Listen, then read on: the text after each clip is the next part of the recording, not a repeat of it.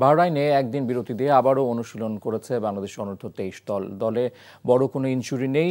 দ্বিতীয় প্রস্তুতি ম্যাচে বাহরাইনকে হারাতে চায় পিয়াস আহমেদ নোভারা। রিপোর্ট কুশল ইয়াসিরের। এএফসি অনূর্ধ্ব-23 এশিয়ান কাপের বাছাই পর্বের প্রস্তুতির অংশ হিসেবে বাহরাইনের রাজধানী মানামায় অবস্থান করছে বাংলাদেশ দল। প্রথম প্রস্তুতি ম্যাচে 1-0 ব্যবধানে হারলেও দ্বিতীয় ম্যাচে ঘুরে দাঁড়াতে চায় সফররত দলটি। বাহরাইনের শক্তির পাশাপাশি বাংলাদেশের জন্য বড় চ্যালেঞ্জ মধ্যপ্রাচ্যের দেশটির তাপমাত্রা। এখানে অনেক গরমের মধ্যেও আমরা কষ্ট করে যাচ্ছি, তো এটা মনে করতেছে আমাদের জন্য একটা ভালো দিক, কারণ এখানে এএফসিতে আমাদের যেই মানের টিমের সাথে খেলা, তো এই মানের টিমের সাথে আমরা এখানে খেলতে পারতেছি, তো এটা আমাদের জন্য একটা গ্রেট অপরচুনিটি আমি মনে করি।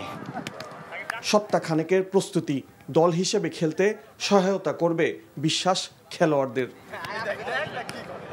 আমাদের নেক্সট ম্যাচে আমরা যেরকম গেম প্ল্যানিং নিয়ে খেলবো বা যেরকম আমাদের গত ম্যাচে ভুল টুটি ছিল, আমরা ওইগুলো নিয়ে আজকে কাজ করছি। ইভেন আজকে আমাদের ট্রেনিং সেশনটা অনেক ভালো গেছে, সবাই ঠিকঠাক আছে, সমস্যা নেই। আর সবাই আমাদের দোয়া করবেন আমরা যেন নেক্সট ম্যাচ উইন হতে পারি। ছেলেদেরকে বোঝানোর চেষ্টা করেছি আসলে আমাদের দুর্বলতাগুলো, এবং ওগুলো নিয়ে কাজ হয়েছে, এবং আলহামদুলিল্লাহ ছেলেরা ভালো কাজ করেছে, এবং কোচও খুশি আমাদের আজকে ট্রেনিং সেশনের পর। ইনশাআল্লাহ সামনের ম্যাচগুলোতে আমরা আরও ভালো করব।